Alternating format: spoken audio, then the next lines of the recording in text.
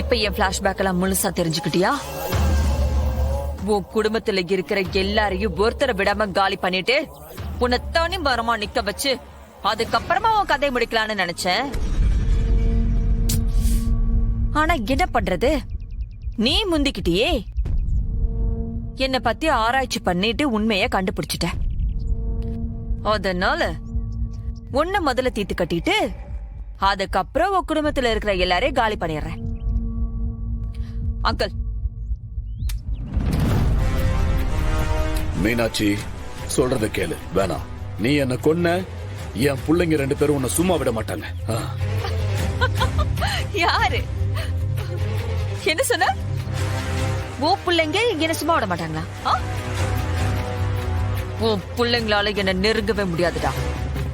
இதுல பெருசா பாதிக்கப்பட்டது இதோ என் அங்கிள் தான். அதனால உங்க கையாலேயே இந்த ஆள் கதையை முடிச்சிருங்க. விளையாடாத கணக்கு. நான் யாருன்னு உனக்கு நல்லா தெரியும். என்கிட்ட விளையாடாத.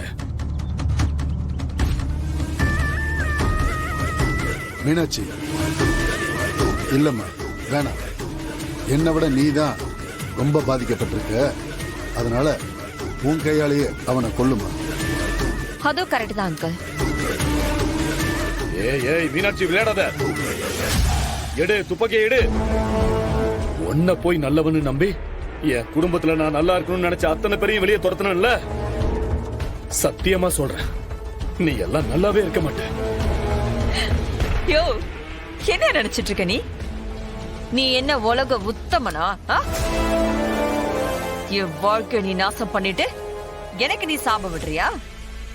ஓ சாபெல்லாம் முதல்ல பலிக்குமா? வேணா மீனாட்சி, சொல்றத கேளு. துப்பாக்கியை எடு, துப்பாக்கியை எடு. என்னம்மா இவங்கிட்ட போய் வளவளன்னு பேசிக்கிட்டு கதையை முடியுமா? யோ கணக்கு. மீனாட்சி, துப்பாக்கியை எடு, துப்பாக்கியை எடு. அது உன்னை ஏன் கையால கொல்ல மாட்டேன். அன்னைக்கு நீ அடிச்சு தூக்கி போட்டியே, நான் உசுருக்கு உசுரா நேசிச்சவன் அவன்தான். எங்க 2 பேரை விட அதிகமான வலியை இன்னும் அனுபவிச்சுட்டு இருக்கான். அவனை கூட்டிட்டு வந்து அவன் கையில இந்த துப்பாக்கியை கொடுத்து உன்னை சுட வைக்கிறேன்டா. ஏன்னா நீ அவன் கையால தான் சாகணும். அதுதான் உன்னோட திருமண நாள் பரிசு. அங்கிள், சொல்லுமா. நான் போய் உங்க பையனை கூட்டிட்டு வரேன். சரி. அது வரைக்கும் இந்த ஆளை பாத்துக்கோங்க. என்ன பாக்குற? அங்கிள், ஏற்கனவே ஆசிரமத்துல பிரச்சனை.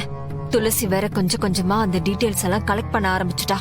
அதனால்தான் அவளுக்கு சந்தேகம் வராம இருக்கிறதுக்கு நாம சுந்தரோட இடத்த உடனே மாத்தணும். சீக்கிரமா மாத்திரலாம். சரிம்மா. மேடம், வாங்க மேடம். சார், நாங்க சுந்தர்னு ஒருத்தரை சேர்த்திருந்தோம்ல, அவரை பார்க்கணும். சுந்தரா? இப்பதான் அவரை கூட்டிட்டு போனாங்களே.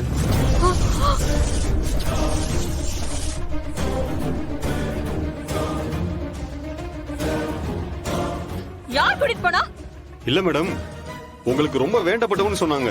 யோ, என்ன சார் நீங்க பொறுப்பு இல்லாம பதில் சொல்லிட்டு இருக்கீங்க? என்ன நினைச்சிட்டு இருக்கீங்க? நான் கொண்டு வந்து சேர்த்த ஒருத்தரை யாரை கேட்டு நீங்க அனுப்புனீங்க? இல்ல மேடம், உங்க ரிலேட்டிவ்னு சொன்னாங்க மேடம். உங்களுக்கும் ரொம்ப வேண்டப்பட்டவங்கன்னு சொன்னாங்க. அதான். சார், என்ன பதில் சொல்லிட்டு இருக்கீங்க நீங்க? அப்புறம் நீங்க அனுப்புறதுக்கு முன்னாடி எனக்கெல்லாம் நீங்க கால் பண்ணிருக்கணும். அதுதானே ப்ரொசீஜர். இப்படிதான் வேலையை பாப்பீங்களா? உங்களை நம்பிதானே நான் விட்டுட்டு போனேன். இது ஆசிரமம் நடத்துற லட்சணமா? மீனா, கொஞ்சம் பொறுமையா இரு. சார், யார் கூட்டிட்டு போனாங்க? அவங்க டீடைல் ஏதாவது தெரியுமா?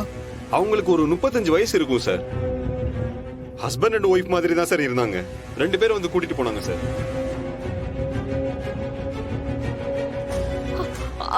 அங்கிள், ஒருவேளை அந்த துளசி வெற்றியா இருப்பாங்களோ?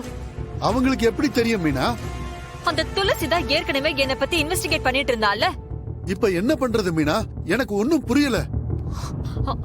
அங்கிள், வெற்றி அவங்க அப்பாவை காணோன்னு தேடிட்டு இருக்கும்போது இங்க எப்படி வந்து சுந்தர கூட்டிட்டு போயிருப்பான்?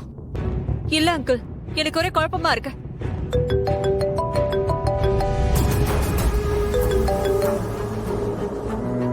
யாரு? ஹலோ அண்ணி, எப்படி இருக்கிறீங்க?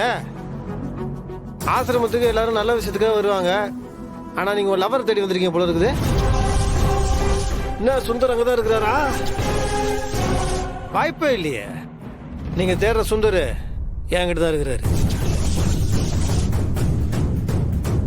பத்திரமா. டேய், கத்தாதீங்க, எரிச்சலா இருக்குது.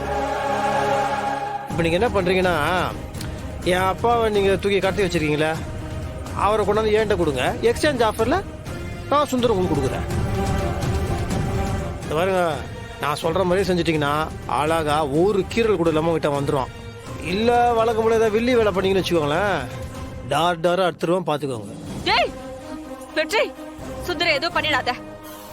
அவனை என்கிட்ட பத்திரமா ஒப்படைச்சிரு. நான் உங்க அப்பனை உங்ககிட்ட ஒப்படைச்சிடுறேன். நீ எங்க இருக்கேன்னு சொல்லு, நான் உடனே வரேன். ஐயோ தோட, இந்த கதையே வேணாம்.